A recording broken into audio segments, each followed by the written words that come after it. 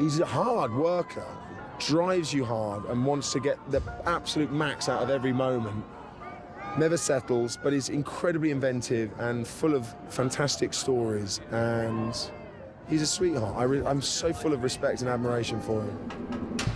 When we think of a prolific yet tumultuous career in Hollywood, a name stands out amongst the crowd.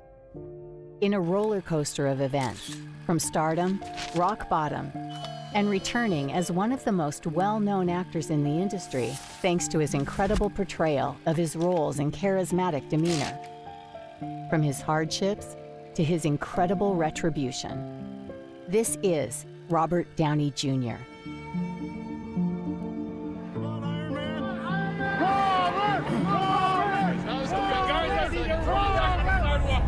Everybody on the sidewalk.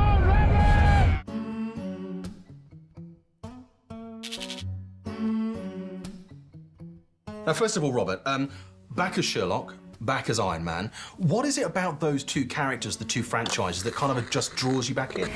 Got the feeling in your bones, make you feel right at home. Robert was born on the 4th of April, 1965 in Greenwich Village, New York. His mother, Elsie Downey, was an actress, and his father, Robert Downey Sr., was an underground yet fearless visionary director who would go to set the standards for countercultural comedy in the 1960s and 70s. Did you always feel like you could let the actress go, or is that something you came around to? Oh, no. You mean my whole life? Yeah. Well, a lot of times I've worked with non-actors. Right. And that's kind of interesting, too, because you get what you get. And once in a while, if you try and force them into what conventional acting is, they don't know what to do. So that's kind of frustrating. With these guys, you can kind of arrive and realize an idea and then ask for another one. And they're more than ready, and then they'll add another one. And it's just, especially with some of these guys, I mean, it was hard to pick what to pick in the editing. It was hard. Though his original surname was Elias, the Downey name came to light once his father enlisted in the Army. Robert grew up with his sister Allison, and being surrounded by the arts, began to pick up an interest in acting and music from a young age.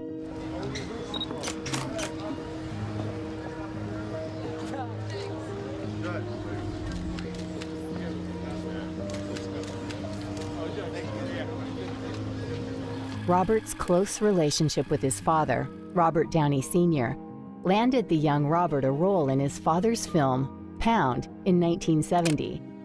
This would be Robert's first appearance on screen, playing the role of a sick dog. We go upstairs, there's no more furniture, the roof's gone, and so's my hair. That tornado scared me so much it made my hair disappear. Have any hair on your balls? Well, let's were you improvising back then, or because that line seemed a little unorthodox for a 5-year-old? I still, God bless my dad. Yeah. Yeah. Is it easier or more difficult to work for your dad? Easier.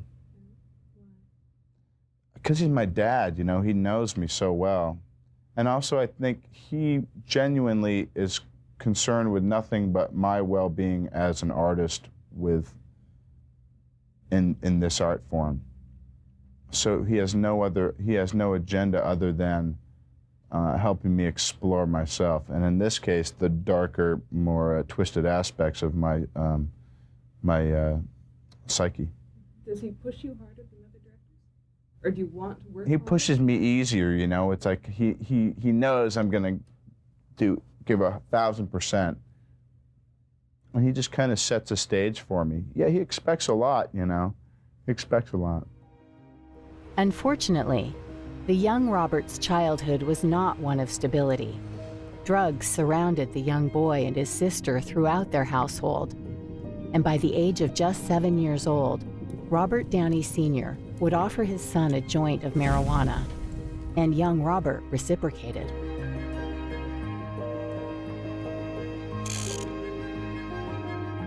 Unfortunately, such experience would act as a gateway for Robert, and this would go on to be the greatest regret his father ever possessed, knowing almost immediately that it was a terrible decision.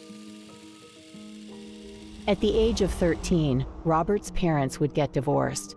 His sister, Allison, would move to an alternative boarding school in Vermont, whilst Downey Jr. would move from New York to Los Angeles, California, with his father.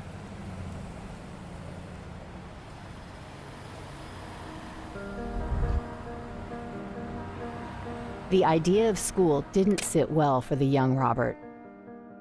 With the inspirations from his family still lingering, in 1982, he dropped out of Santa Monica High to pursue his dream of a full-time acting career. Now, 18, Robert returned to his roots in New York rather than break into Hollywood. On one level, I'm happy to be a working actor, you know? The odds for that going on are pretty slim. And on the other hand, I felt like I never really paid that much attention. And I think part of that was from wanting to be cavalier or non-committal, so if it all blew up in my face, I could say, well, that's not what I really wanted to do anyway, you know? Because at a certain point, this sentence came in my head of, you can't do that, you know? And it seemed to really make sense. It didn't seem like it was really, you know, the devil's advocate part of me doing it, like it was just the logical part doing it, so, you know, I mean. You felt like, to the point where you just kind of felt like running the other way, you mean? Sure. I mean, you put on a tramp outfit, you know, and go try to, you know, make it where you just go like, you know, it's not often that it's possible. He chose to work on small productions, such as Firstborn in 1984. Here, Robert would get his first glimpse at romance. He met Sarah Jessica Parker on set, and the two were immediately smitten with one another. They would soon form a loving relationship, and the couple moved into a house within only weeks after meeting.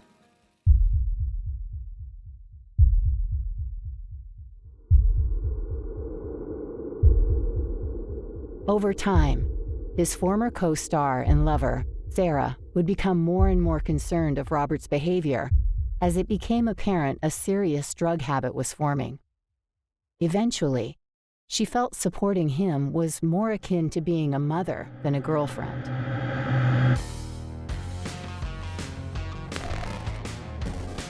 In 1985, Robert joined the cast for Saturday Night Live, following the return of host Lorne Michaels. Alongside Robert, the new cast would go on to include Dennis Miller, John Lovitz, and Anthony Michael Hall, all of whom were selected to boost the show's ratings.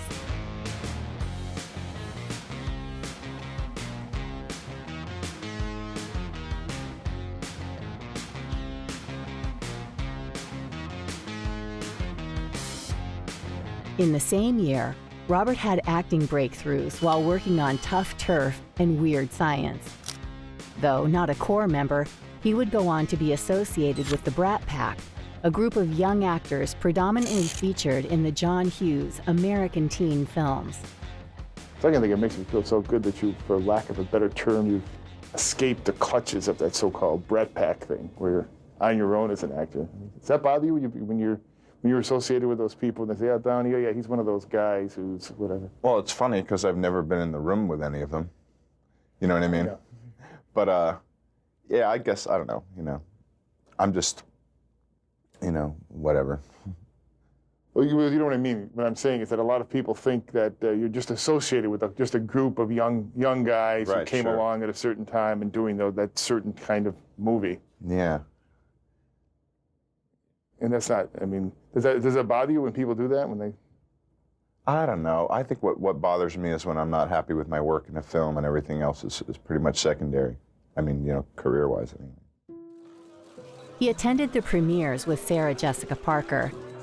At such time, his addiction to drugs and alcohol only worsened thanks to his rising popularity. It was starting to become extremely difficult for her to hold on with his ever-growing wild lifestyle.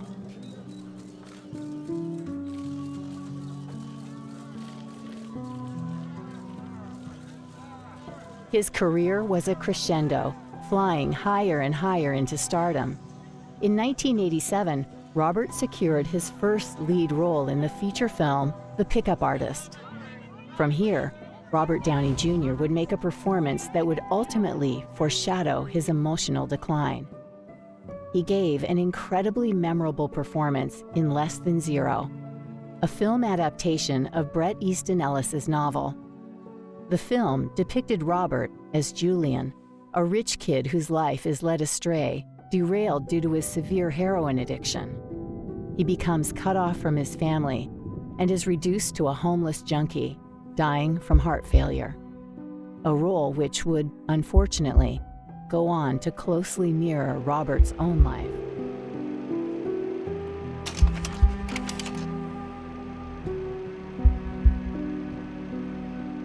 Robert was surrounded by people who loved and supported him. Lori Rodkin, his first manager, would often lie about Robert's sobriety in order to maintain Downey's career. Lori begged Robert to attend rehab, which Robert did, only to return and fire Lori. Despite being fired, Lori claimed her attempts were worthwhile, stating, "Every day I look in the newspaper and think I'm going to read Robert's obituary." In 1991, Robert's girlfriend of 7 years, Sarah Jessica Parker, broke up with Robert. It was a long internal struggle, as she feared without her interference and support, he would most certainly kill himself.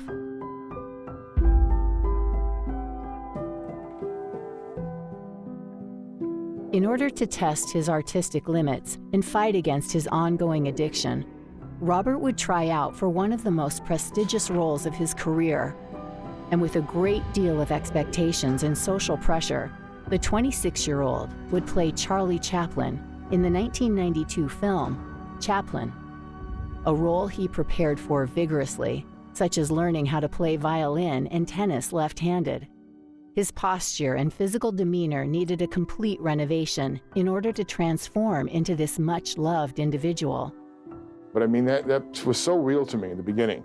I mean, that feeling that I sensed that you would live that too, in the sense, talking about depression, about feeling bad about yourself. Did you go through periods of that? Well, yeah, I had to do this movie. I was like, you know, all of my fear and everything came up before doing this film, because this was like saying, can you really do what you've always hoped and wanted to do? So it's like, you know, it was like a real judgment day for me. What did you hope and want to do? I hoped I could bring him to life on screen, and I wanted to do it for myself and for Richard, who had had the faith to give me the opportunity. Well, I mean, that's quite a challenge. I mean, I remember reading an essay by Max Sennett a long time ago, and he said something like, Charlie Chaplin, he's simply the greatest artist in the history of the world. I feel the same way, but I couldn't think that way when I was doing it. I'd think of relaxing, and but luckily there was Richard brought a lot of really smart people on to help me, people who were really the best in so many different areas that I felt really supported, and I felt really, you know, like as safe as I was going to feel. On release, the feature garnered Robert huge critical success. He was nominated for the Academy Award for Best Actor and won a BAFTA for his outstanding performance. Well, first of all, congratulations. Thank you. Very well-deserved nomination. Oh, thank you. What's the meaning? What does it mean to you, the nomination, the part of being in? Well, I think it means that Richard Attenborough really helped craft something, you know, I guess special enough for people to appreciate it, and it's about Charlie Chaplin and watching Charlie Chaplin movies, and that's why we made it. Now, do you think about winning, about chances? What is your attitude towards that when you're competing with 4 other actors? I don't know. Well, Chaplin used to say that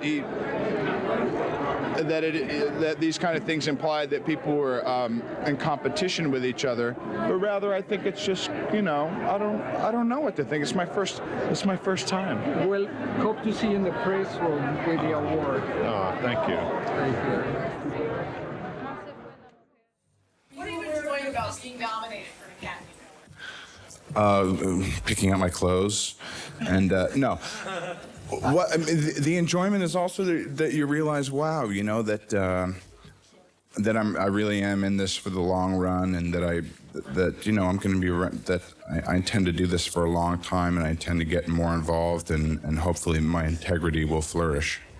And so, you know, something happened, and again, it really was largely Richard Attenborough's confidence in me. And his, you know, his body of work helped me have confidence in myself. Skills, did you feel like it was like the role of a lifetime as far as you having to put more into this role than maybe other roles in the past? Sure, I think, you know, you say, for the last 10 years I was thinking, why don't I ever get those? Why don't I ever? And then I got it, you know, and then it's a very different thing was being offered the role from actually doing it. So, yeah. With this rise in success, Robert's personal life was beginning to garner wide public attention. And soon, the media were very aware of Robert's ongoing struggle with drug use. Perfect is Only You the perfect date movie to see with your lovely wife, Deborah? Oh, it's one of them, yeah. Robert would marry Deborah Falconer, who gave birth to their son, Indio Falconer Downey. Following this, Robert dug a hole to dispose of his original costume from Less Than Zero. His vow to remove drugs from his life ended in 1994 as Robert returned to cocaine, ecstasy, and alcohol. Though Indio remains a huge part of Robert's life, Robert was not in the correct state of mind, and his wife Deborah sought to raise their child despite her husband's health. In 1995, for the first time in Robert's life, he would take black tar heroin. Yeah, let's talk later. Robert, this way, please.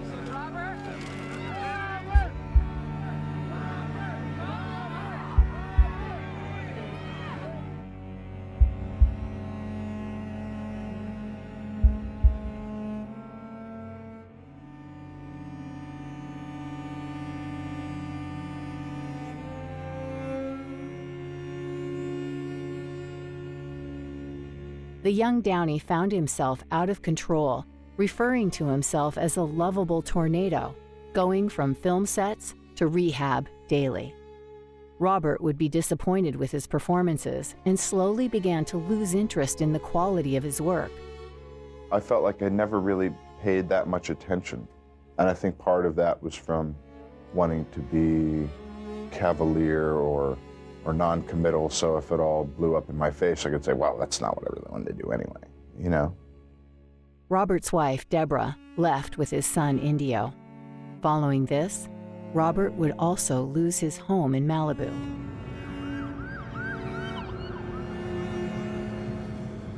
From 1996, he would be couch surfing from one sketchy location to another, his condition worsening each day. He would go on to get kicked out of an apartment for losing the key, and he was pulled over for speeding in his Porsche. The officers found Robert was completely naked, hallucinating, and is reported to have been trying to throw imaginary rats at the officers. On another occasion, he was discovered curled up in a fetal position behind a grungy LA hotel. For the first time in Robert's life, he was arrested. Robert was speeding in his black Ford Explorer along the Pacific Coast Highway in Malibu. The officers discovered 0.42 grams of heroin, 1.49 grams of cocaine, and 0.32 grams in crack. He also had an unloaded .357 Magnum in the car, with 4 bullets in the glove box.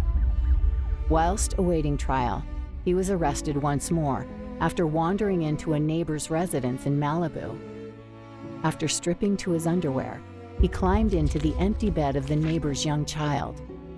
In the morning, the neighbor was shocked to discover Robert curled up in her son's bed, and after attempting to wake him, called the police immediately. I'm with a strange man in my child's bed. He's unconscious. He was completely out of it. Robert required immediate resuscitation by medics at the USC Medical Center. Judge Lawrence Myra ordered him to undergo a 24-hour drug rehabilitation program at the Exodus Recovery Center in Marina del Rey. It wasn't long before Robert escaped through the bathroom window and hitchhiked back to his home. Just 4 hours later, Robert was recaptured and jailed for 9 days, after which he was supervised in rehab. On the 11th September 1996, Robert Downey Jr. pleaded no contest to felony drug possession and misdemeanor charges of possessing a weapon and driving under the influence. I said, Robert, I believe that you had bipolar disorder. He said, yes, I do have bipolar disorder. There are periods of times that I'm so hyper and I spend a lot of money, I'm irritable, and there are periods of times that I go down. That concludes proceed. For past several years, he's just going through the revolving door of rehab program and being arrested, which is too sad, such a bright person, and he's not a criminal. He's a victim of the drugs. Robert would remain in rehab for 6 more months, where he was required to submit drug tests frequently and attend daily meetings. In December 1997, Robert was sent to the LA County Men's Central Jail after his counselor testified about a missed drug test in October.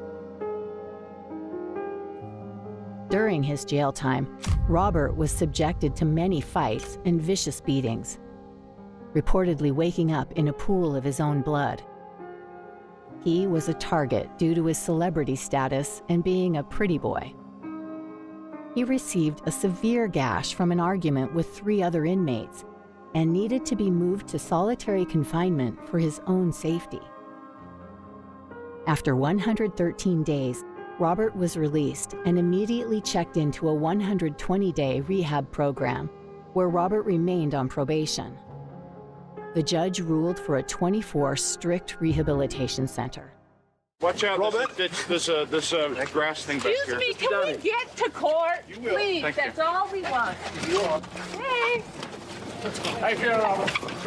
Jesus. I'm running out of resources to keep you out of state prison.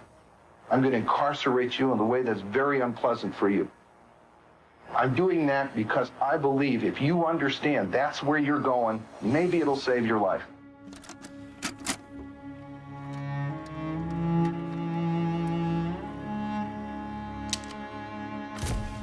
Following this, Robert would then be sent to the California Substance Abuse Treatment Facility and State Prison in Corcoran, California.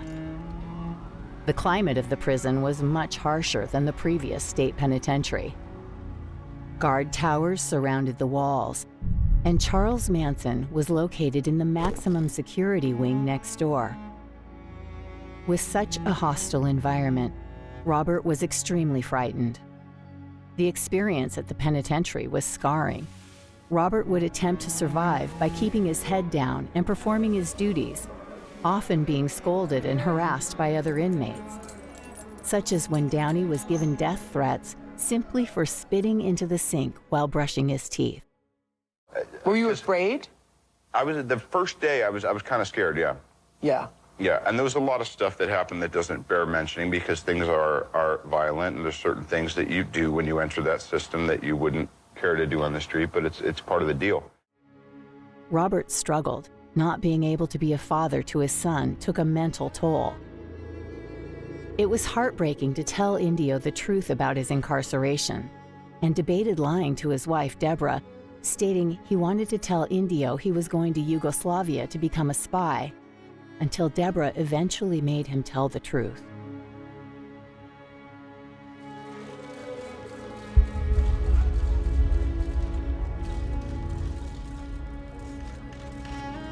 Finally, in the year 2000, Robert was released from prison, having served his time, and with a stroke of luck, was able to sign on to Ally McBeal, a television drama series. Soon after, he was arrested in the Palm Springs Hotel under the influence of Valium and cocaine.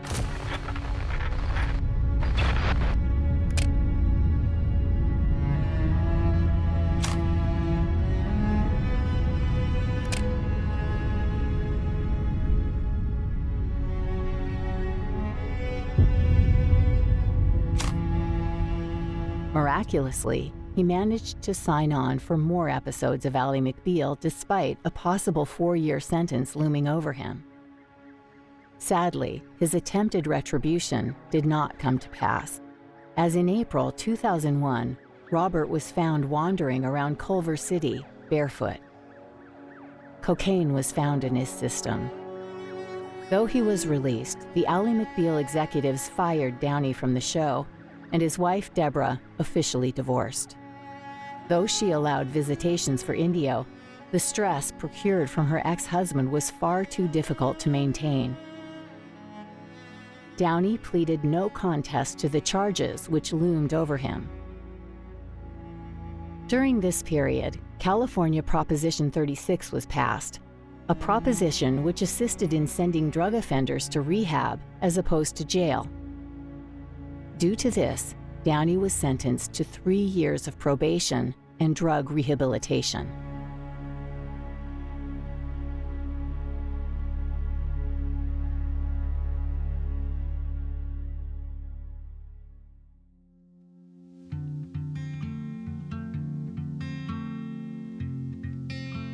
Understanding Robert's situation, Elton John lent a gracious helping hand, giving Robert a job lip-syncing for the music video of his song, I Want Love.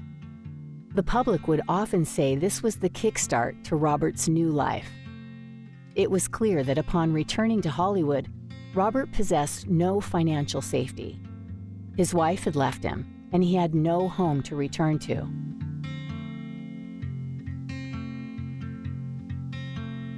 It was thanks to Mel Gibson, who put a roof over Robert's head. Mel would provide him food and shelter. Gibson gave Robert the opportunity to play a role intended for Gibson himself in The Singing Detective. Not only this, Mel paid for Robert's full insurance bond.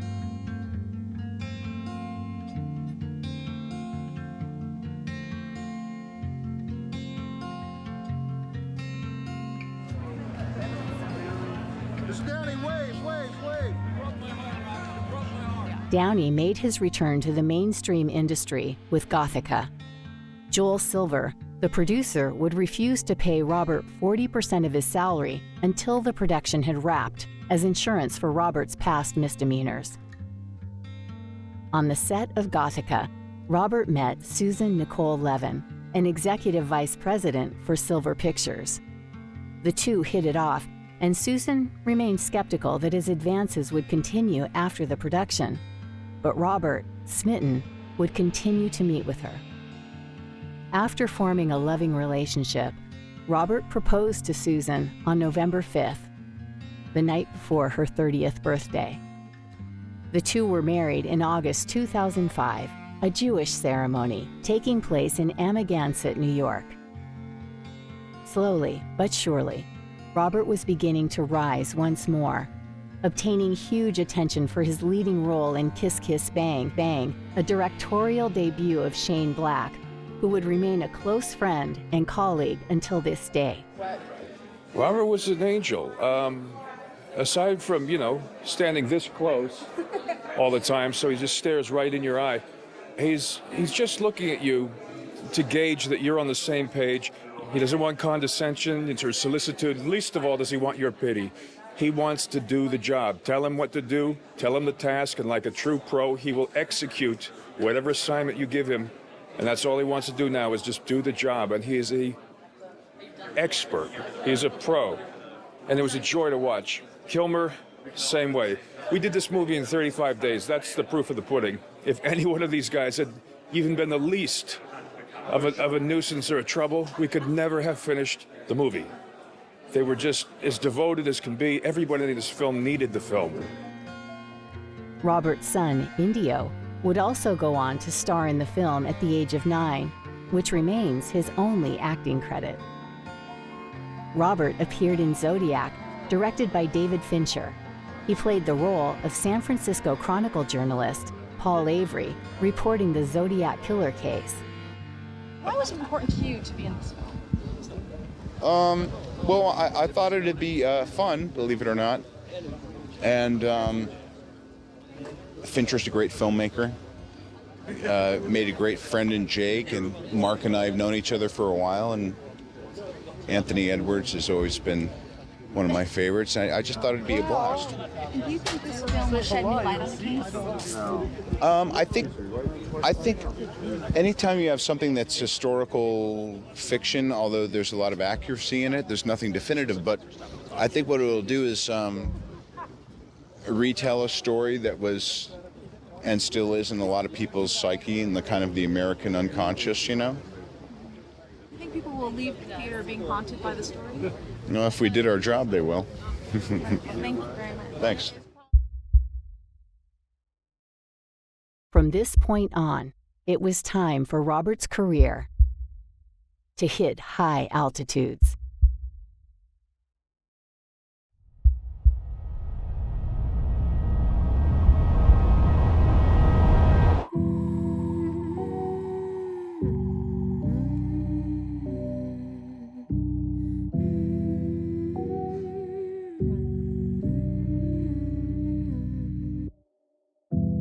Open your eyes, what can you see around?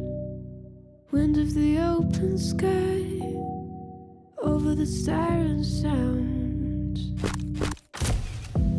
This is a dream, getting the royal scar, holding a diamond blade, throwing it far. Holding your breath still, you jump the fire.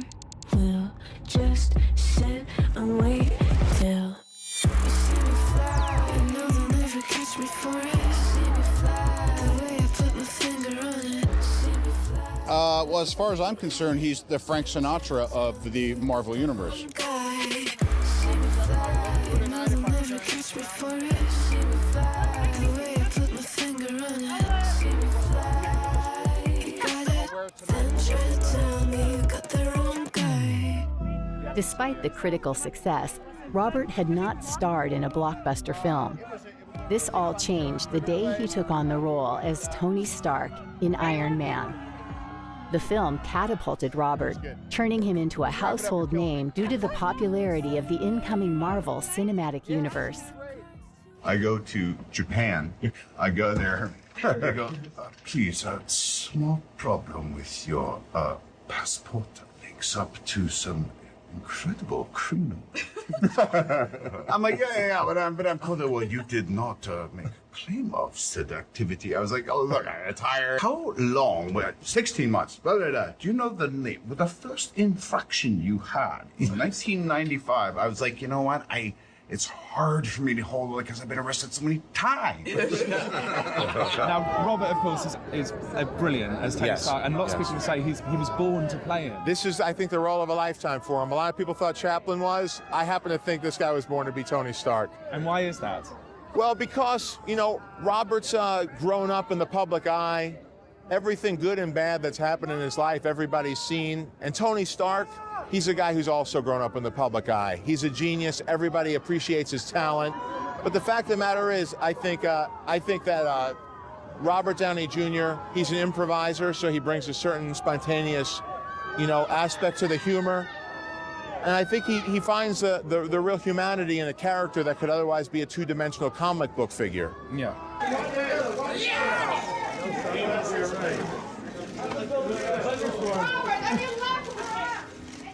Whoa, whoa! And Robert, just do it. Great, please. Oh, yeah. I want one of these laminates. Are you going to talk about it? No, it's okay. Downey would continue to branch outward during his time with Marvel. He was nominated for the Academy Award for Best Supporting Actor thanks to his portrayal of the eccentric, yet partially controversial method actor, Kirk Lazarus. As the early 2000s passed by, Robert would continue to remain an inspiration to both inspiring actors and recovering addicts. It's easy to embrace hopelessness. Do you still get urges to do drugs? I have not even an inkling of a desire, it's not that difficult to overcome these seemingly ghastly problems. You just You are saying that it's not that difficult? No. What's hard is to decide. Oh. And to say, you know, it's not, I don't want to. That's big. Robert, according to the press release here, it says, Robert Downey Jr. brings the legendary detective to life as he's never been portrayed before. What exactly have you got planned? You mean in how I'm going to portray it? Yes. Well, I guess clearly I'm going to do it better than it's ever been done. He starred as the titular character in Guy Ritchie's Sherlock Holmes in 2009, before donning his Iron Man suit once again in 2010. Joel started my career 25 years ago, a movie called Weird Science. And, yeah. And here we are. And then I met my wife working for Joel again. And here we are. And in case you aren't aware, I had a hell of a summer.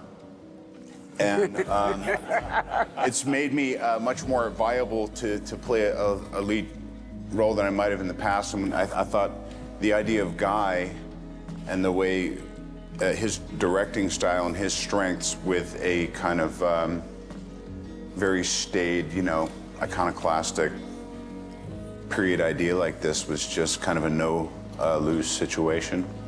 And then having the likes of Mark and Rachel and Kelly and Mr. Jude Law and the cast, I just felt like it was the kind of thing you just can't turn down. And I've been proven right. We're just so excited about this. And where's your dad? No idea. When's the last time you saw him? 1977. He had his bags packed by the front door, and he picked them up, put them in the back of his car, and drove away. Last time I ever saw him.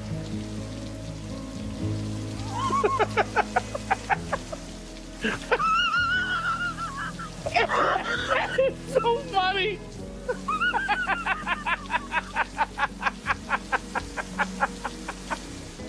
Oh my gosh. My dad would never do that. He loved me. Well, I think that it's the irreverence that makes this movie, and quite honestly, bachelor party movies have been done too, but The Hangover had a certain kind of reverence and a darkness underneath it that is what I feel like I bring. So to me, that was, you know, the approach on Due Date. If I miss the birth of my child, I'm gonna choke you out with your own scarf. Wrap that thing around your neck and choke you out. Because honestly, I'm really fortunate at this point in my career. I'm not just going to go be derivative. And I think that's why Iron Man kind of worked out well, as we did something a little bit different with that genre. So we like playing with genres, and we like not trying to improve on them, but just try to take them in a slightly different direction. I love movies, so when I go to films, I expect to not be sold the same soap over and over again. So I'm just trying to give the same respect to the audience that I expect as a movie lover. Experience you filming one-on-one with Robin?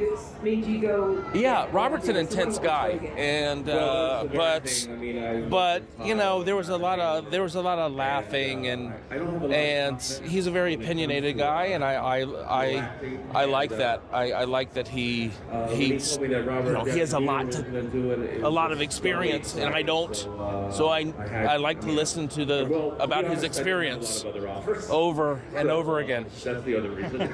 Did you feel that you learned a lot from it? Yes, absolutely. That's the whole thing, is that, you know, Robert and I are not even that different in age, but as far as our work experience in the movies, there's a vast difference.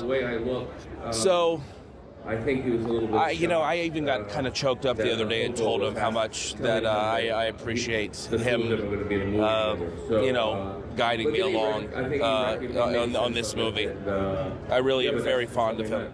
As partners not only by love, but business, Robert and his wife Susan decided to open their own production company called Team Downey, making their first project, The Judge, in 2012. Undoubtedly, the couple hold the arts in high regard and continue to provide a platform for original storytelling.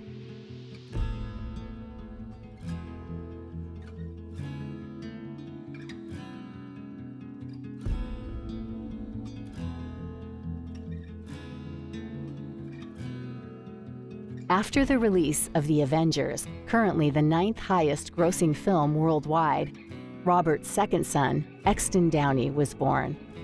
His middle name? Elias, in respect of Robert's family lineage and his father. Sadly, in 2014, Robert's firstborn, Indio, was arrested for the possession of cocaine and drug paraphernalia. He agreed to go on a rehabilitation program after being pulled over by the police. Robert, after his own life experience, chose to support Indio throughout the ordeal, ensuring his child didn't take the same path as he did. With the support of his family, Indio passed his rehab without flaw, directed by his parents to follow his own path and remain mindful along the way. No doubt, the past would always haunt Robert, and dealing with the media would remain a hardship. I took turns doing it, and it was wonderful. By the end, I was making the baby do it. I had more talcum up my nose, more powder up my nose than Robert Downey Jr. But he's becoming a much more likable character as well, isn't he? A better man. Yeah, he's becoming a better guy. You know, in a way that you are as well, I suppose. Sure. I mean, what I'd really like to ask you about a quote you gave to the New York Times. And I don't want to pry, so if you don't want to talk about it, that's fine. But what you said to the New York Times once was, it was after your incarceration, and you said, you can't go from a $2,000 a night hotel suite to a penitentiary and understand it and come out a liberal. And I just wondered what you meant by that. Things that you said 5-7 years ago were things you said in an interview that made sense to you at the time. I could pick that apart for 2 hours and be no closer to the truth than I'd be giving you some half-assed answer right now. I couldn't even really tell you what a liberal is. So therein lies the answer to your question. Does that mean you're not a liberal, or that you came out of prison not being a liberal? Are we promoting a movie? I'm certainly not going to backpedal on anything I've said, but I wouldn't say I'm a Republican or a liberal or a Democrat. I think when I was talking to the person who was doing the interview that day, and that just happened to be my opinion. You say we're promoting an interview, promoting the movie. I mean, obviously you're doing a promotional round of interviews, and that's why we're talking about the movie. But we also would like to talk a little bit about you, and I don't know how comfortable you are, you know, talking about yourself at the moment. You have as much time as anyone else will. Yeah, well, okay, well then let me just ask you a few more questions, and you can answer them if you want to and not if you don't want to. I mean... Foot's starting to jump a little bit. You better get to your next question. The reason I'm asking about the past is that you've talked in other interviews again about your relationship with your father and the role of all of that in, you know, the dark periods you entered and taking drugs and drinking and all of that. And I just wondered whether, you know, you think you're free of all of that, or whether that's still something. I'm sorry, I really don't. What are we doing? Well, I'm just asking questions, that's all. Right. Okay, that's okay. Bye. Thank you. Guys. Are you... Oh, I'm sorry. Is that your mic? It's okay. Yeah, you're right. Thank you. Yeah. Do you... You seem okay, it's just getting a little dinosaur in your... No, look, I don't want to do that. Thank you. Fine. I was interviewing Jake Gyllenhaal a couple weeks ago. You were about 10 feet away. Oh, yeah. And we were talking about Zodiac, and I was asking him about the choices. We were talking about the choices you make. You make such wonderful choices now. Do you think that your 20 years, the last 20 years have really helped you, you know, decide what? Well, I mean, if you think about it, if it's a bit of a haystack anyway, some people really grab the needle right off the bat. I'm kind of like the last stalk in the haystack. I'm like, well, it's not that, and then there's the needle. So I've had a lot of opportunity to make mistakes. I don't think you made many, especially lately. I just saw Kiss Kiss Bang Bang. God, you're right. I don't even know what to say. I gotta change my opinion on nails. Every time, man.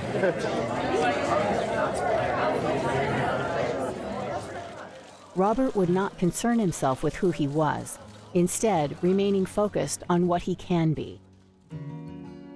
Robert and his wife celebrated the birth of his third child, Avery Roelle Downey, born on November 4th. The Marvel Universe was a worldwide phenomenon, and Robert took his final bow in 2019 upon the release of Avengers: Endgame. Today, Endgame remains the second highest grossing film worldwide, raking in $2.8 billion in lifetime gross, providing Robert's character, Tony Stark, with an ending which made fans around the world shed tears. And as you said in the press conference, being back with Robert, it really happens that after, like 3 movies now, you really became close friends. That's right, no? We became really close friends after the first movie, and I'm very close with his wife, and I love his children, his son Indio I love, and his little baby. We're all friends. They always come and spend part of the summer with us on Long Island, and we spend a lot of time together. I'm a person who really believes in family, and I was raised to believe in the importance of family and loyalty and love and looking after the people you love. And that's one of the reasons Robert is one of my heroes, because he has so much thrown at him, especially now, and his values are so good, and he's such a family guy, and he's come through so much, and he's come out as this amazing man with incredible values, and it's really nice to be near that. From 2020, Robert chose to adopt a vegan diet during the promotions of Dolittle.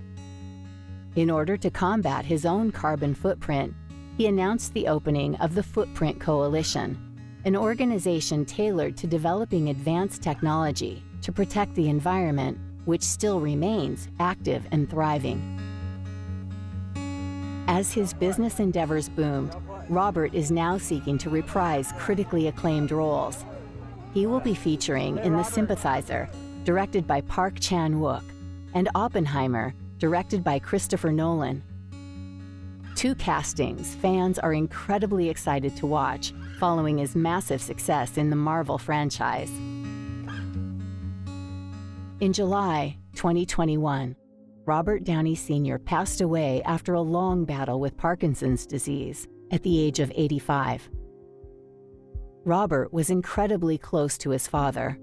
He served as an inspiration into the arts, and after Robert's struggle with substance abuse, his overcoming served as a reconnection to those important in his life. Robert went above and beyond, paying tribute to the impact his father had on him with Senior, a documentary, revealing the life, trials, and tribulations of the man he held so dear to his heart.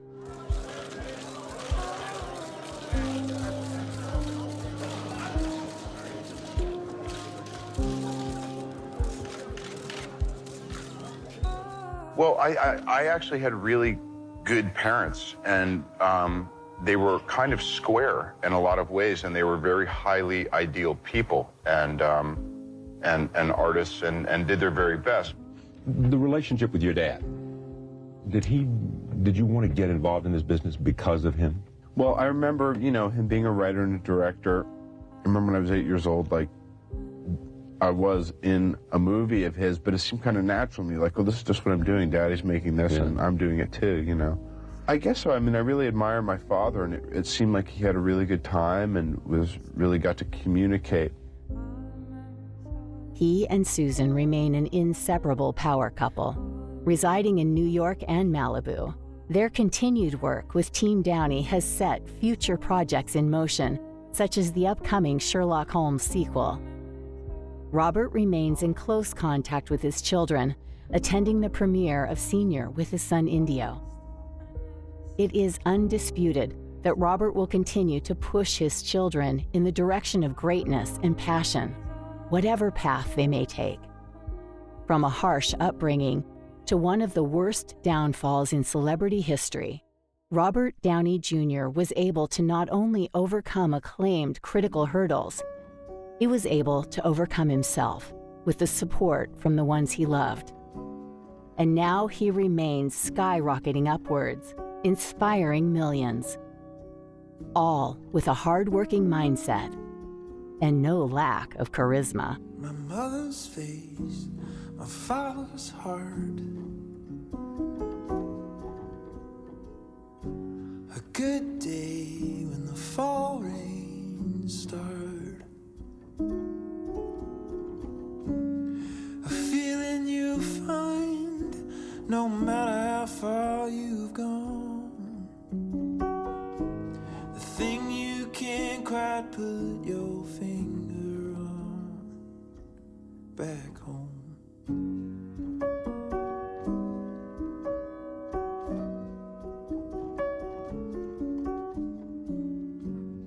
Party of six, never